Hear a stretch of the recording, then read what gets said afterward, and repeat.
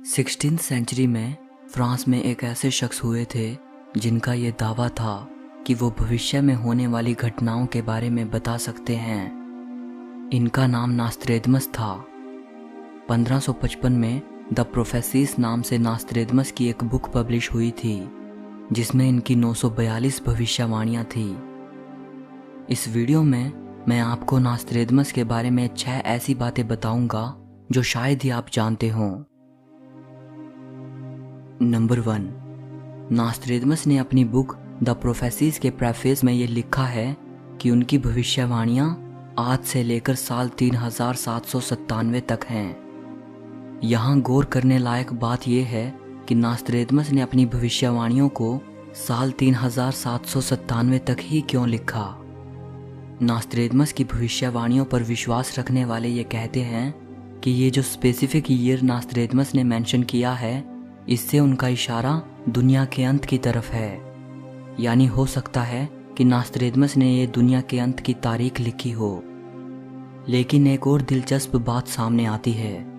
Nostradamus ने जो अपनी बुक लिखी थी उससे ठीक 5 साल पहले फ्रेंच भाषा में ही भविष्यवाणियों के बारे में एक और बुक पब्लिश हुई थी। इसे लिखने वाला फ्रांस का ही रिचर्ड रोसेट नाम का एक शख्स था।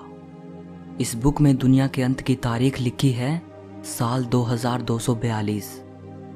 अब इसका नास्त्रेदमस से क्या कनेक्शन है?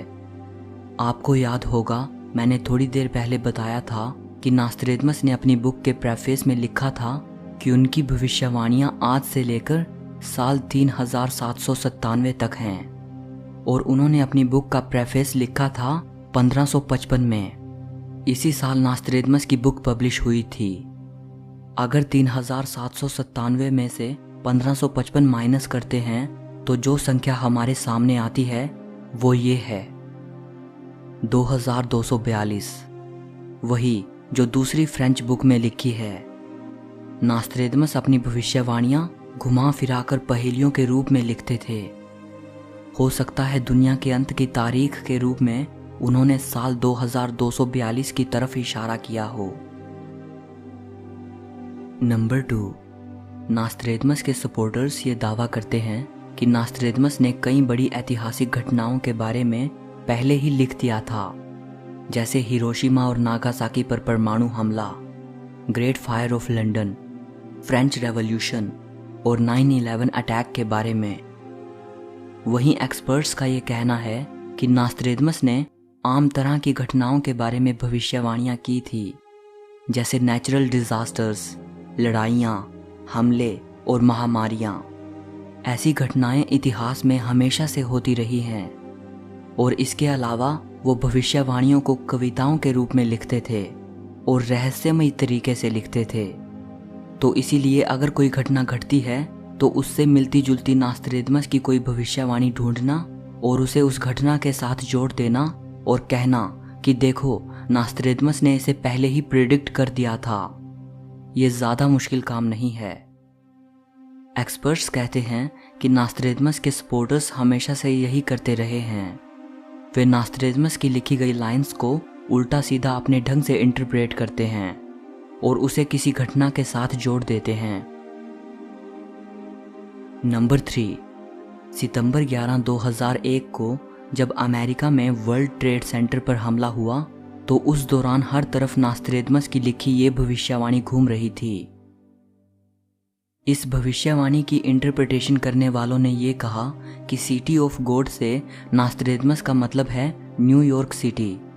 लेकिन सच ये है कि न्यूयॉर्क को कभी भी सिटी ऑफ गॉड का टाइटल नहीं मिला है। 2 ब्रदर्स के बारे में कहा गया कि नास्त्रेदमस ने ये ट्विन टावर के बारे में लिखा है। लेकिन दुनिया में बहुत सी चीज़ें पेयर में हो सकती हैं। ये ज़रूरी तो नहीं कि ये ट्विन टावर के बारे में ही लिखा हो। और एक और बात, ये पहली 4 लाइनें तो नास्त्रेदमस की ही लिखी हैं, लेकिन ये 5वीं लाइन किसी गुमनाम इंटरनेट यूज़र ने अपनी तरफ से जोड़ दी। शायद उसे इस बात का पता ही नहीं था कि नास्त्रेदमस अपनी भविष्यवाणियाँ 4 लाइनों की कविता के रूप में लिखते थे, जिसे क्वार्ट्रेन या चौपाई कहते हैं।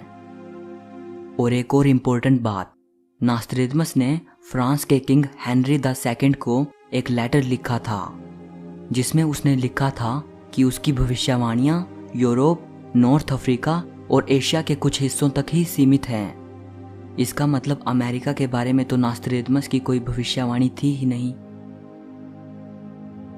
नंबर 4, नास्ट्रेदमस की जिंदगी से जुड़े कुछ रिकॉर्ड से ये पता चलता है कि नास्ट्रेदमस ने अपनी आधी से ज्यादा जिंदगी डर में गुजारी। उसे इस बात का डर था कि कैथोलिक चर्च उसके प्रोफेसी के काम को धर्म विरोधी मानकर उसे सजा ना सुना दे। लेकिन नास्ट्रेदमस के लिए खुशकिस्मती की बात यह रही कि उस जमाने में ना तो एस्ट्रोलॉजी और ना ही प्रोफेसी के काम को धर्म विरोधी माना जाता था। सिर्फ एक ही वजह से वो खतरे में पड़ सकते थे कि अगर वो अपनी भविष्यवाणियों के सही होने का दावा करने के लिए कुछ मैजिक प्रैक्टिस करते। नंबर 5, बहुत से स्कॉलर्स ये मानते हैं कि नास्ट्रेदमस के पास कोई सुपरनैचुरल पावर नहीं थी कि वो फ्यूचर देख सकते थे, बल्कि वो पास्ट में हो चुकी घटनाओं को फ्यूचर में प्रोजेक्ट करना जानते थे।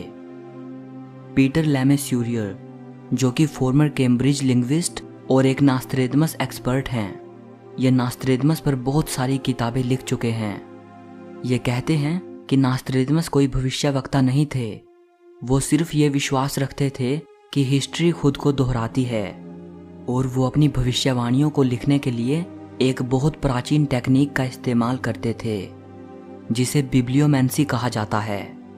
इसमें क्या होता है कि नास्ट्रेदमस हिस्ट्री की कोई बुक उठाते और अपनी आंखें बंद करके रैंडमली उस किताब के पन्नों को पलट देते, और तब उनके सामने जो लिखा होता उसके अकॉर्डिंग वो अपनी एस्ट्रोलॉजिकल कैलकुलेशन का इस्तेमाल करके भविष्य का अंदाजा लगाते थे। नंबर 6, नास्ट्रेदमस की जिंदगी से जुड़े कुछ अकाउंट्स ये कहते हैं कि 1 जुलाई 1566 की शाम को नास्ट्रेदमस ने अपने सेक्रेटरी को ये कहा था कि तुम कल सूर्योदय के वक्त मुझे जिंदा नहीं पाओगे। 2 जुलाई की सुबह को नास्ट्रेदमस अपने कमरे में मृत पाए गए थे। दोस्तों, आपको क्या लगता है नास्ट्रेदमस की भविष्यवाणियों में कितना सच है? कमेंट करके बताइएगा। सो इस वीडियो के लिए बस इतना ही। जाते जाते वीडियो को लाइक और शेयर ज़रूर करना। हिस्ट्री से जुड़ी वीडियो देखने के लिए चैनल को सब्सक्राइब करके घंटी को दबा देना। इससे मेरी नई वीडियो का नोटिफिकेशन आपको मिलता रहेगा। सो मिलते हैं अगली वीडियो में।